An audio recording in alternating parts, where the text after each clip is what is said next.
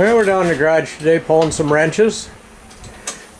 Getting ready to go to Taylor, Missouri, Quincy, Illinois in a couple weekends for racing. So we're switching out engines on here. 100cc, 2 1-inch carburetors. We put a Burco clutch on. We've never run a Burco before, so we need to go to the track and hopefully get some Burco information. Unfortunately, I'm still injured from a fall across a go-kart from a couple weeks ago. I can't drive yet, so I can't test.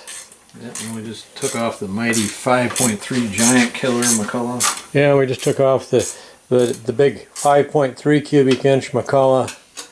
We call them giant killers because when you run a bigger carb on those little 5.3s and have them all ported out, they run like 100cc and they're only 87 cc's. So, changing out gear. Hopefully we can get to Sugar River this week and run a test to get this clutch set up before we have to go down to Quincy and have some idea how everything works. It's always a problem when you have to switch back and forth, but with all the stuff that's going on right now, we have no idea what classes we're running. Might as well start preparing now for running different stuff. And I don't know if that chain will end up being the right length or not, but we'll find that out. Look at it. Got to run a straight edge here with a piece of key stock off the lower sprocket up to the top sprocket. Make sure that we have our offset properly so we don't throw a chain or wear the sprocket out.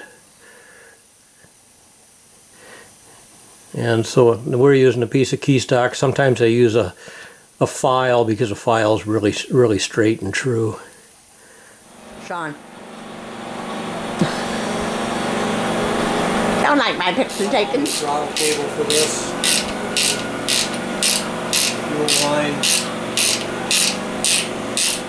So we just got our throttle hooked up on the 100cc McCullough.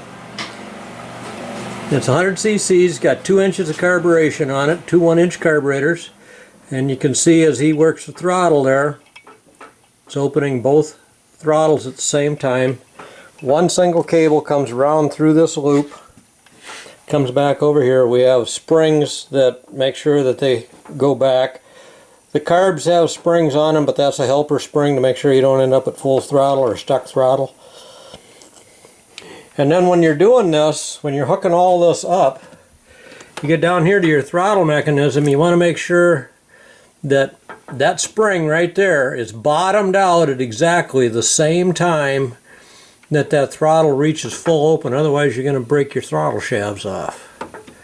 So sometimes the easy things take a little bit of thought. So now we can go and get the exhaust hooked up on this. This is using a header pipe and an expansion chamber. So this is an alcohol kart, runs on alcohol, drinks a lot of fuel, turns a lot of RPM. We usually run this at 12.5, give or take 200 or 300 RPM one way or the other. It'll turn more RPM, but life is pretty short if you do.